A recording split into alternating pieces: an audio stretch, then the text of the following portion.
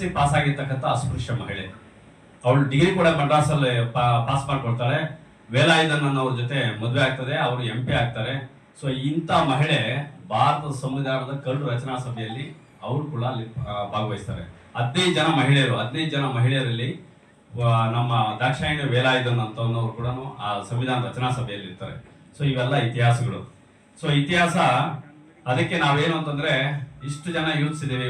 35 ವರ್ಷ ಒಳಗಡೆ ಇರ್ತಕ್ಕಂಥವ್ರು 65% ನಾವು ಯುವಕರಿದ್ದೀವಿ ಭಾರತ ದೇಶದಲ್ಲಿ. 147 ಕೋಟಿ ಜನಸಂಖ್ಯೆ, ಪ್ರಪಂಚದ ಜನಸಂಖ್ಯೆ 850 ಕೋಟಿ, ಅದರಲ್ಲಿ 147 ಕೋಟಿ ಜನಸಂಖ್ಯೆ ಇರ್ತಕ್ಕಂಥ ಭಾರತ ದೇಶದ ನಾವು ಅತ್ಯಂತ ಯುವಕರೇ ಇದ್ದೀವಿ.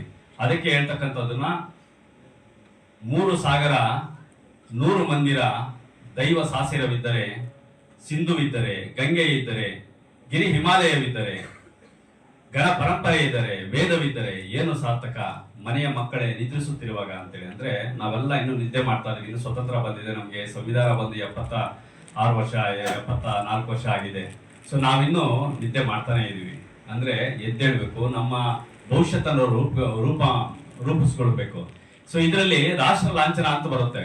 ಸಂವಿಧಾನದ ಬಗ್ಗೆ, ಸಂವಿಧಾನ ಯಾವ ರೀತಿ, ನಮ್ಮ ಸಮುದಾಯದ ಎಲ್ಲ ಮುಖಂಡರುಗಳೇ, ಪ್ರೀತಿ ವಿದ್ಯಾರ್ಥಿಗಳೇ, ಎಲ್ಲರ ಅಕ್ಕ ತಂಗಿರ ಅಣ್ಣ ತಮ್ಮಂದ್ರೆ, ಈಗ ಪ್ರಾಸ್ತಾವಿಕವಾಗಿ ಆನಂದ್ ಸರ್ ಅವರು ಬಹಳ ಒಳ್ಳೆ ವಿಚಾರಗಳನ್ನ ಪೀಠಿಕೆಯಲ್ಲಿ ಹೇಳಿದ್ದಾರೆ.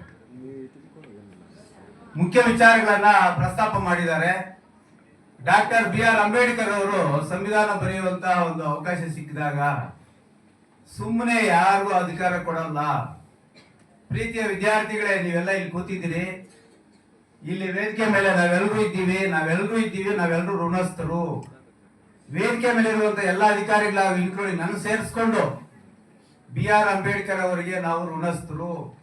ಯಾಕೆಂದ್ರೆ ಅವ್ರು ಕೊಟ್ಟಂತ ಶಿಕ್ಷಣದ ಹಕ್ಕಿನಿಂದ, ಅವರು ಕೊಟ್ಟಂತ ಮೀಸಲಾತಿಯಿಂದ ನಾವೆಲ್ಲರೂ ಕೂಡ ವೇದಿಕೆ ಮೇಲೆ, ಎಲ್ಲ ಅಧಿಕಾರಿಗಳು ಕೂಡ ಅಷ್ಟೇ. ಆದ್ರಿಂದ BR ಅಂಬೇಡ್ಕರ್ ಅವರಿಗೆ ಜನ್ಮಗಳು ಕೂಡ ನಾವು ಋಣಸ್ಥರು. ಸಂಬಂಧ ಇದೆ ನಮ್ಗೆ. BR ಅಂಬೇಡ್ಕರ್ ಅವರಿಗೆ ಮಾಡ್ತಾರೆ. ಆಕ್ಚುಲ್ ಆಗಿ ಹೈಕೋರ್ಟ್ ಕೂಡ ರಿಟ್ ಪಿಟಿಷನ್ ಫೈಲ್ ಮಾಡೋ ಅಧಿಕಾರ ಇರ್ತದೆ. ಬಟ್ ಅದಾದ್ಮೇಲೆ ಸುಪ್ರೀಂ ಕೋರ್ಟ್ ಕೂಡ ಅವ್ರು ಹೋಗ್ತಾರೆ.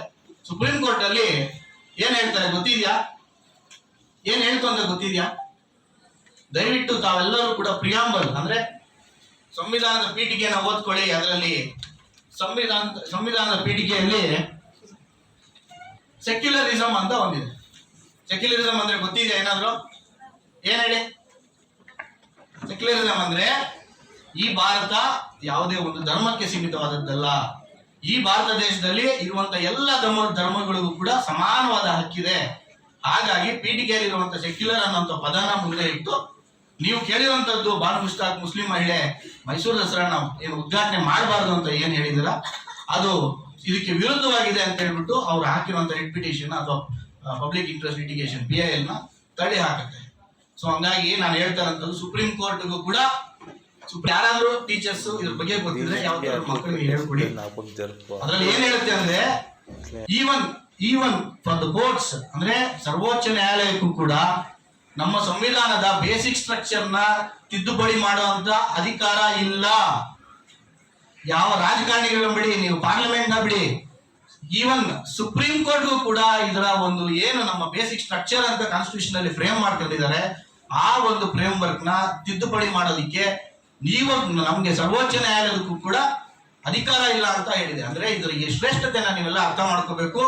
ಈ ಸಂವಿಧಾನ ಎಂದಿಗೂ ಕೂಡ ನಾವು ನೀವು ಅಲ್ಲ ಶಾಶ್ವತ, ಇಲ್ಲಿರುವಂತ ಏನು ಜನ ಅಲ್ಲ ಶಾಶ್ವತ, ಸಂವಿಧಾನ ಶಾಶ್ವತ. ಈ ಸಂವಿಧಾನ ನಾವಿಲ್ಲದೆ ಇರಲಿ ಎಂದಿಗೂ ಕೂಡ ಶಾಶ್ವತ. ದಯವಿಟ್ಟು ಇದನ್ನ ಅರ್ಥ ಮಾಡ್ಕೊಳ್ಳಿ. ಕೇಶವನಂದಿ ಭಾರತದ ಕೇಸ್ ಬಗ್ಗೆ ಯಾರು ಗೊತ್ತಿದ್ರೆ ದಯವಿಟ್ಟು ಮಕ್ಕಳಿಗೆ ತಿಳುವಳಿಕೆ ಕೊಡಿ, ತಿಳ್ಕೋಬೇಕು, ಮಕ್ಕಳಿಗೆ ಅರ್ಥ ಆಗ್ಬೇಕು. ಯಾಕೆ ಏನು ಕೇಶವನಂದ ಭಾರತಕ್ಕೆ ನಮ್ಮಲ್ಲಿ ಲ್ಯಾಂಡ್ ಮಾರ್ಕ್ ಕೇಸ್ ಅಂತ ಕರೀತಾರೆ ಅಂತ ಗೊತ್ತಾಗ್ಬೇಕು.